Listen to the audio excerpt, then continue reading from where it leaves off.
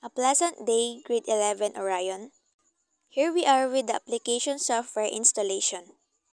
First, make sure your flash drive has Utilities 2012 before installing application software. Insert your USB flash drive. Go to the File Explorer and click the flash drive name and click Utilities 2012. Click the Snappy Driver. It is the first application software that we install. Click the latest one. Click on Yes.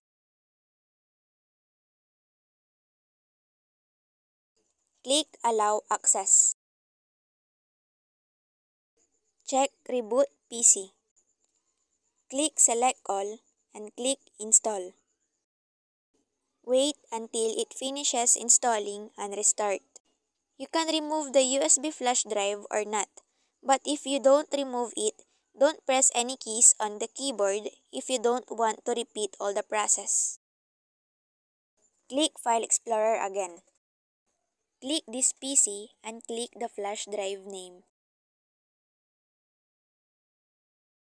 Click Utilities 2012. Click PDF Reader and click Acrobat. Double tap it to make it open. Click Yes. Wait for a few seconds.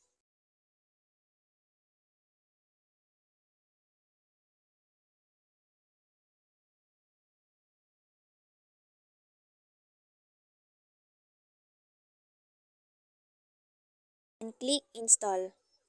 Wait for it to install.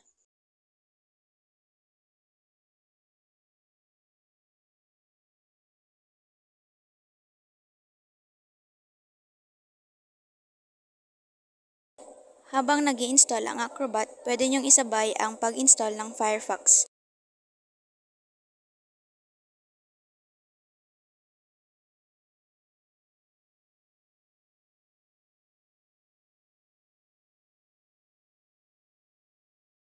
Click Yes. Click Next and install. Wait for it to finish. Click Finish. The Acrobat is still installing. Wait for it to finish.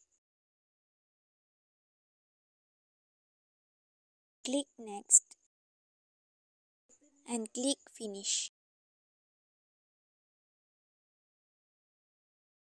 Click Not Now, click X and click Close Tabs. Click Finish. Click MS Office. Click Setup and click Yes.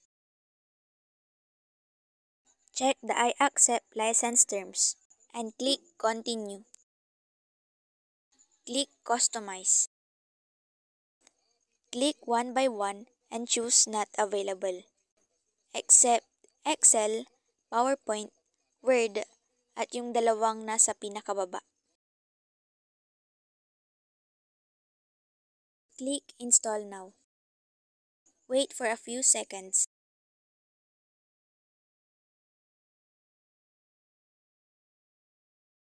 Click Close. Click USB-D Security and click USB Guard. Click Yes and click OK. Click Next and Next, then click Install, then click Finish.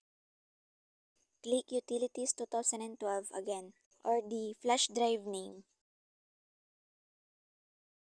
Click SMADAV. Click Yes and click OK. Click Next, Next, and Next, then click Install.